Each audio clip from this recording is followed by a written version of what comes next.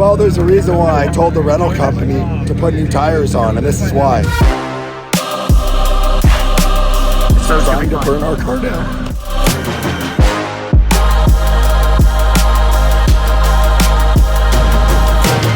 So good morning, day two, Joseph. On the Gumball 3000 Middle East edition. We are 9,000 feet above sea level at the top of a road called Jebel Akhdar, which takes us to the Anantara Hotel. So in a minute, we're gonna wind our way back down, hopefully in a convoy with some other gumballers, try and catch up with DDE, and see what's what. Morning, mate. Come on, man. How are you? All right. You good? You good? Mate, we didn't appreciate just how beautiful it is up here. Come and see the view down there.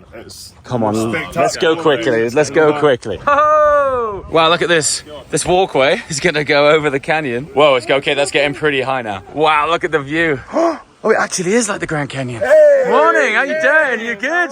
Yeah, awesome. I was wondering if you were alive. I was just about to liken this to the Grand Canyon of Oman, and actually, boom, look at it. Have you not been out here yet? No, I've not been out here. Look at this. That's incredible. It Look really at it. is. Wow.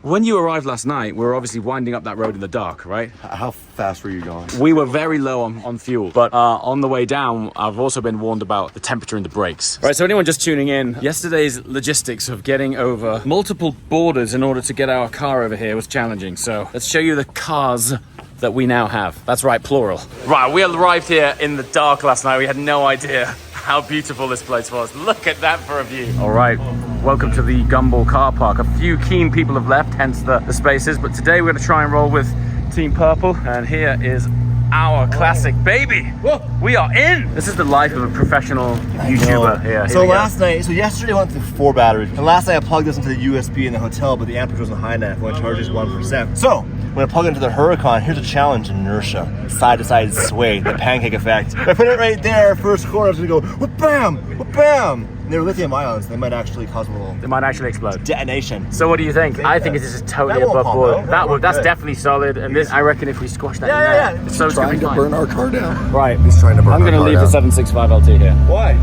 I prefer the Jag. Yeah, so anyone who's just tuning in randomly to this video who hasn't followed the journey of Gumball right now, we are doing it in my new Low Drag E-Type. This car was built by Evolution E-Type back home in the UK, and we are determined to do it in this. The reason that I have the keys to a 765 LT is that it turns out right-hand drive cars in Oman are, well, frowned upon. Let's just put it that way. So, a good friend of ours very kindly lent us this car across the border just in case our car didn't make it through, but it did make it through. So, I'm going to hand the keys back, and in what world would you decide to leave a 765 LT behind when you got one of those?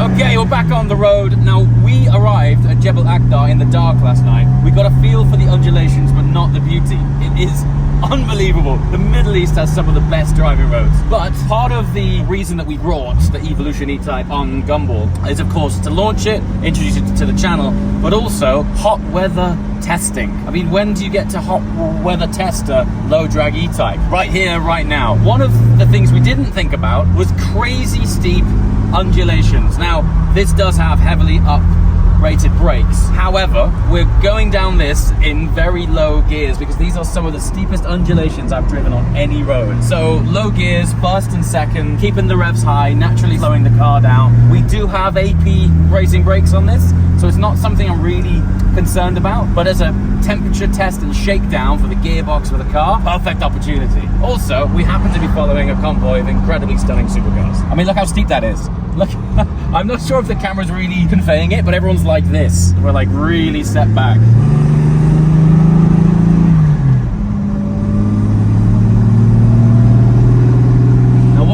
Helps us, this car weighs under a ton. That is a power to weight ratio that you just don't find in modern day cars. Take, for example, in front of us, we've got an Aston Martin F1 Edition Vantage.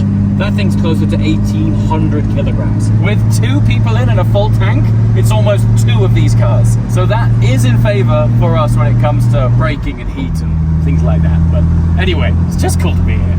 We've got a Huracan leading the pack up front, and actually we've just been caught up behind a very slow truck, giving us an opportunity to appreciate the view. The view here is incredible, absolutely stunning. It kind of is like a Middle Eastern Grand Canyon. Really, really cool. But honestly, from a handling point of view, I'm really impressed. Sure, it's got old school properties, but It's an old school car, but it does have this undertone of contemporary to it too, where you can lean on it. One thing which is vastly different to the majority of modern day supercars, sports cars, you're set so far back that when you steer, it's like the nose is moving across the plate. Just look at it, it's just got such a long nose. Hey, look at the mountain ranges there, Joe.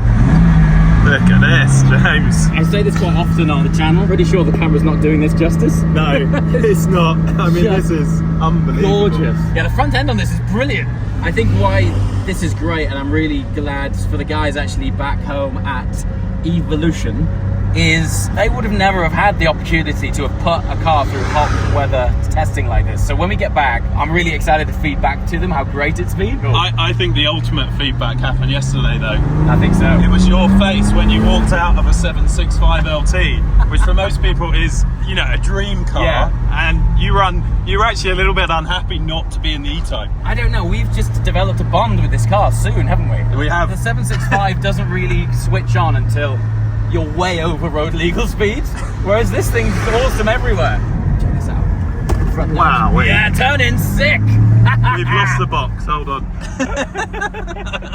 I remember going through the build phase of this car and Gary from Evolution showing me the actual cogs that they rebuilt the gearbox with. They're actually engineered in America and then flown over to the UK to spec. So we've got bespoke gear ratios and an entirely new drivetrain and gearbox.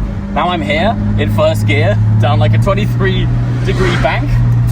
I'm happy for that. Thanks, Gary. Check this out for a shot. We've just stopped on. Not sure you can tell how steep that is. Photo op. He's not about. As a photo op, there's something about these lines. Just the aesthetics of it against the canyon. Yeah, I thought, look, even if we get split up from the group, it's going to be worth it. Because I'm going to look back tonight. We're never going to be up here again with this car. We got to get the shot. Just look at it. Looks ridiculously cool against that.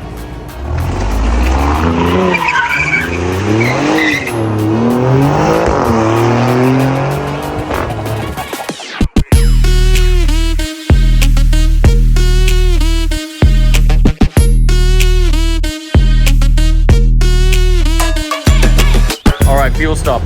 Anyone who's just joining the video and the introduction of the Low Drag to the channel, the car is an aluminium car, so it's an alley body car. There's over 3,000 hours of work in this car. The story goes, because there's absolutely no stitches and seam lines on the body itself, we wanted to keep it super clean. So instead of having a nasty fuel filler cap on the outside, we put it in the boot. So when you close this down, no fuel filler cap, but you just have to open the boot if you want to fill it. Look who it is! Finally on the road together, dude. Looking good, man. I'm looking forward to following you again.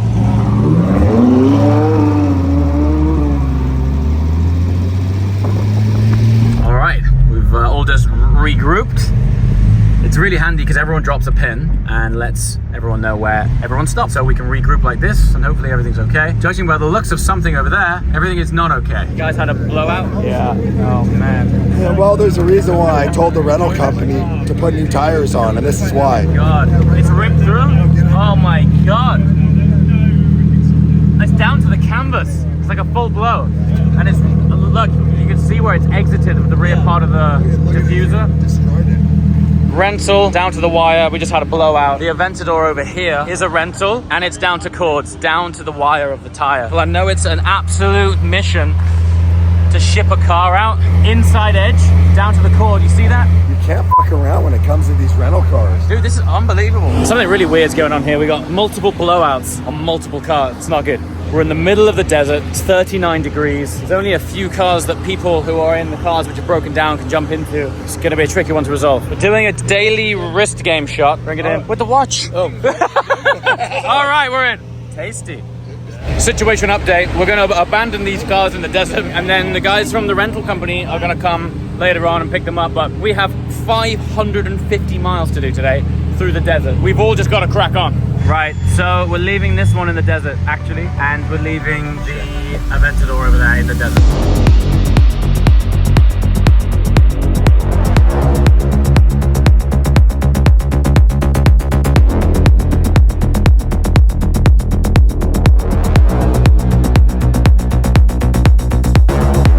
I stayed in 20 hours straight by myself in my manual Murcielago. That's how you end up with a voice like that. Yeah, weird, man. So we've still got 500 miles left.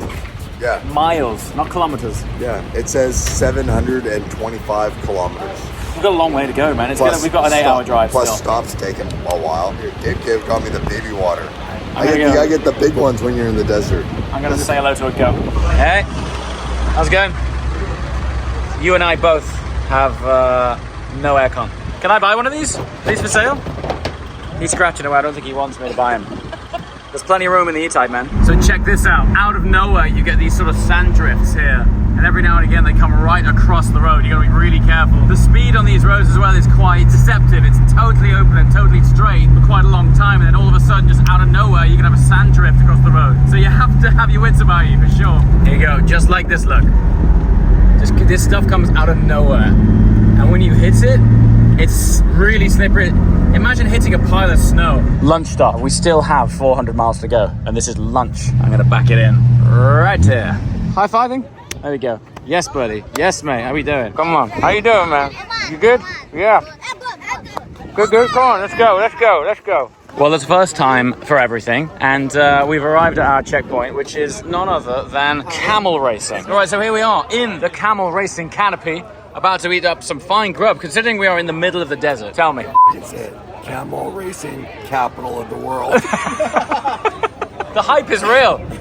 In a minute, we're going to see the F1 equivalent of camels. This is the first time I've seen camel racing. It's a big deal here. There they go. There they go. They don't actually use real jockeys. They've got like robot jockeys on top of them.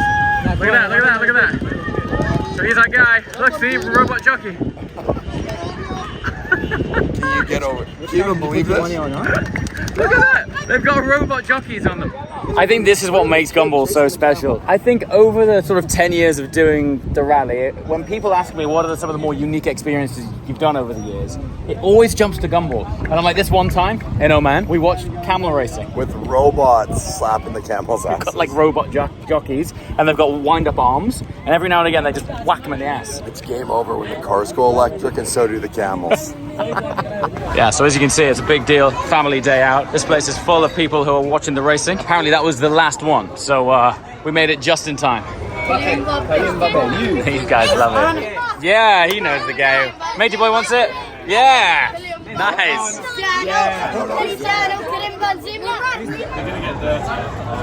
This guy out. He's gonna ride the camel with his feet. I gotta be straight with you, I have no idea what's going on right now, but there seems to be a big deal about these camels. This guy stood it up. There he goes.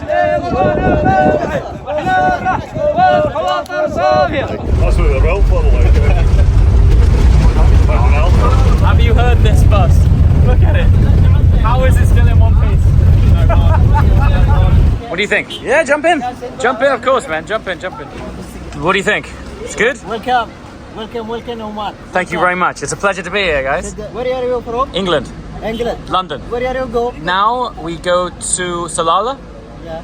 and then we go to Ras Al Khaimah, and then we go to Dubai, and then we go to Abu Dhabi.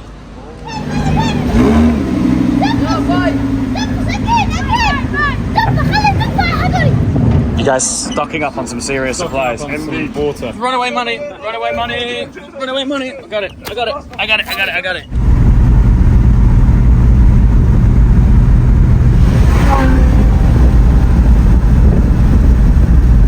Yeah, what we're driving through right now, honestly, feels like something from Star Wars. Like we're actually on Tatooine. It's just unbelievable. Look at it. This arrow straight road. Incredible sunset. We're following the DDE boys up front in the Huracan. Yeah, things are pretty good. Things are pretty good.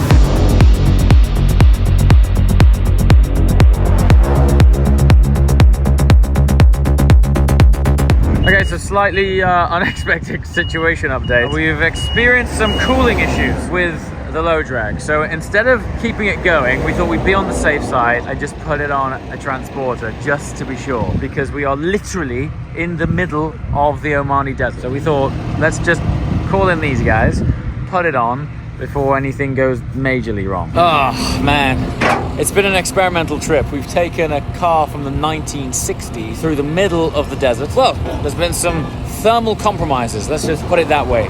It's not totally gone. We're gonna get it checked over to see if we can continue tomorrow or the next few days. Just didn't like the feel of things based on the heat that we've had today. Now, when I say we're in the middle of the desert, we are 170 miles from our destination, and the town that we left before that was 100 miles away. We're in the middle of the desert. Not ideal, but safe. Okay, so there she goes. I'm sad. I've grown so attached to her over the last few days. It's just been a hell of an adventure. I mean, look at the dust on it from driving through the desert. We just thought it, you know, it's a brand new build. These are effectively the shakedown miles for this car. So it was always going to be a bit of a challenge. So we thought, just to save the engine and save it from overheating, thought we'd get this inspected before continuing with it. Not what we'd hoped for, but, you know, Gumball's always an adventure. Oh. It's all right. We'll get you back. Get you back. Right, if this isn't weird, I don't know what is. That's my E-Type driving off into the desert.